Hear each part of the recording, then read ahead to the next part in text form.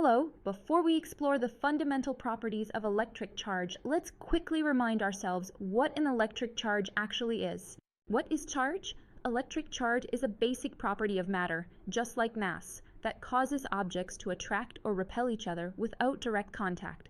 It exists in two types, positive and negative. Protons carry positive charge and electrons carry negative charge. Neutrons, they're neutral, no charge at all. In atoms, the number of protons and electrons is usually equal, which makes them electrically neutral. But when this balance is disturbed, that's when electric phenomena occur. Now let's move on to the three basic and very important properties of electric charge. The first property is called the additivity of electric charges. This simply means that electric charge is a scalar quantity and follows simple algebraic addition. So if you have multiple point charges in a system, the total charge is the sum of individual charges, with signs considered. Let's say you have two charges. One is +3 coulombs, and the other is -2 coulombs. A net charge is just +1 coulomb. This property is very useful when analyzing charge distributions in physical systems, whether it's atoms, molecules, or charged conductors.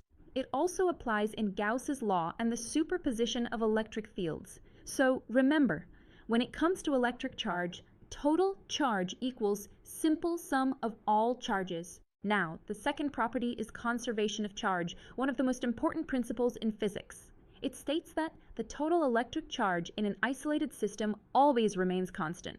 In other words, charge can neither be created nor destroyed. It can only be transferred from one body to another. Let's take a simple example. When you rub a glass rod with silk, electrons transfer from the rod to the silk. The rod becomes positively charged and the silk negatively charged.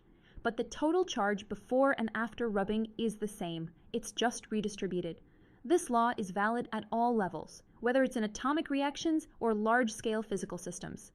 Even in nuclear or chemical reactions, the total charge before and after remains unchanged. This is why it's called a universal law of conservation. The third and very unique property is the quantization of electric charge. This means that electric charge always exists in discrete packets, not in continuous values.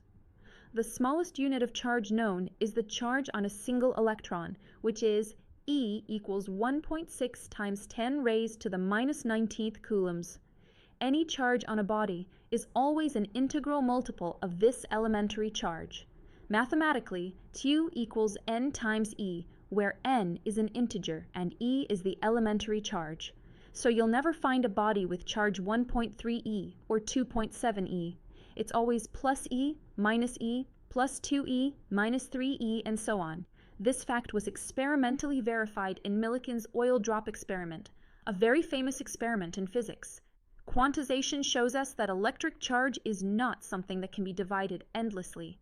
It's always built from basic building blocks of charge. Let's summarize the key takeaways. Additivity means charges can be algebraically added like numbers.